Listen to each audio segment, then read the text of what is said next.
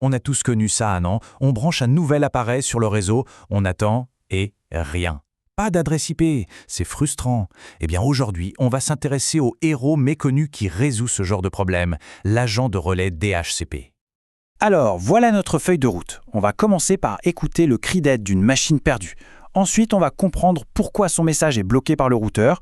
Puis, on découvrira la solution, l'agent de relais. On verra comment le configurer correctement. Et on terminera avec le petit détail technique, le message secret qui rend tout ça possible. Allez, c'est parti! Tout commence là. On a un ordinateur, tout neuf, sur un segment réseau. Pour exister, pour communiquer, il lui faut une adresse IP. Alors, il envoie une sorte de bouteille à la mer, un signal de détresse. Mais il n'y a que le silence en retour. C'est la question fondamentale. Pourquoi cet appareil reste-t-il isolé? Pour trouver la réponse, il faut d'abord comprendre comment, techniquement, il demande de l'aide. En fait, ce cri d'aide, c'est un protocole qui s'appelle DHCP. Pour se le représenter, c'est comme si la machine se mettait au milieu d'une grande pièce et hurlait « Y a-t-il un serveur DHCP dans le coin pour me donner une adresse ?» C'est ça, un broadcast. Un message envoyé à absolument tout le monde dans la même zone réseau. Et c'est précisément là que les ennuis commencent. Le cri de notre client va atteindre une frontière. Et cette frontière est gardée par un videur assez strict, le routeur. Voilà le cœur du problème. Les routeurs, c'est leur travail, sont conçus pour ne pas laisser passer ces cris d'un réseau à un autre. Et c'est une bonne chose. Ça évite que tous les réseaux soient constamment inondés par le bruit des autres. Sauf que dans notre cas, ça veut dire que l'appel à l'aide de notre client est stoppé net. L'analogie est très parlante. Le broadcast, c'est crier pour que tout le monde entende. L'unicast, c'est bien plus civilisé, c'est envoyer une lettre bien cachetée avec une adresse précise. Le routeur, lui, agit comme un mur anti-bruit. Il bloque les cris, mais il laisse passer le courrier s'il est bien adressé. Voilà donc le schéma de la panne. Le client, qui est sur le réseau 10.50.00, crie à l'aide. Mais le serveur DHCP, lui, il est bien au chaud sur un autre réseau, le 192.168.1.0. Entre les deux, il y a le routeur qui fait son travail et qui bloque tout. La communication est donc impossible. Alors, comment on fait pour passer à travers ce mur? Eh bien, on engage un interprète, un intermédiaire intelligent.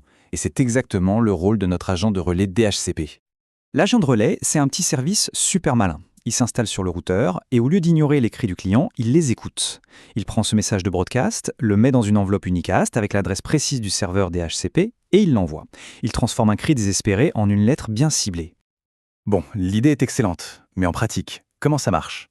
Pour que cette traduction fonctionne, il y a 2 points de configuration qui sont absolument essentiels. C'est un duo, un vrai travail d'équipe. D'un côté, il faut dire à l'agent de relais quoi faire. Et de l'autre, il faut absolument mettre le serveur DHCP dans la confidence. Si on oublie une de ces 2 étapes, c'est simple, ça ne marchera pas. Alors, côté relais, la commande est assez simple. On lance DHCP relais et on lui dit 2 choses. D'abord, avec -i ENS34, écoute les demandes qui arrivent de ce côté, le côté client. Ensuite, on lui indique l'adresse du serveur, 192.168.1.10, pour qu'il sache où envoyer la demande qu'il a interceptée via son autre interface, ENS33. Simple et direct. Et là, attention, c'est le piège classique. On configure le relais, tout semble parfait, on teste et toujours rien. Pourquoi? Parce qu'on a oublié la deuxième partie du travail. Le relais envoie bien la demande, mais le serveur la reçoit et se dit « Une demande pour le réseau 10.50.0.0, je ne connais pas ce réseau, désolé, ce n'est pas mon problème ». La solution, c'est donc de présenter le réseau distant au serveur. Dans sa configuration, on doit lui ajouter un bloc pour le sous-réseau 10.50.0.0. On lui dit en gros « Ok, ce réseau n'est pas directement branché sur toi, mais c'est bien toi qui es responsable de lui donner des adresses, voici la plage que tu peux utiliser et voilà la passerelle que tu dois indiquer ». C'est une étape absolument obligatoire. Et maintenant, le petit moment de magie. Comment le serveur qui peut gérer des dizaines de réseaux distants sait-il dans quelle réserve d'adresses piocher? Le secret, c'est une petite note de service que l'agent de relais glisse dans le paquet. Regardez bien cette transformation, surtout la dernière ligne. Quand l'agent de relais prend le paquet du client, il ne fait pas que changer l'adresse de destination. Il remplit un champ spécial, le GA-ADDR, pour Gateway IP Address, avec sa propre adresse IP du côté du client, ici 10.50.0.1. C'est ça le message secret. Le serveur DHCP reçoit ce paquet modifié, et son premier réflexe est de regarder ce fameux champ GIADDR. Il y voit 10.50.0.1 et il comprend tout de suite « Ah, cette demande vient du réseau 10.50.0.0. Pas de problème, je vais chercher une adresse dans le bon pool. » Et le tour est joué. La communication est établie. L'agent de relais DHCP, c'est vraiment l'exemple parfait d'un de ces mécanismes à la fois élégants et totalement invisibles qui font que nos réseaux fonctionnent au quotidien. Et ça amène une question intéressante. Combien d'autres assistants discrets comme celui-ci travaillent dans l'ombre pour faire tourner notre monde numérique sans qu'on en ait la moindre idée ?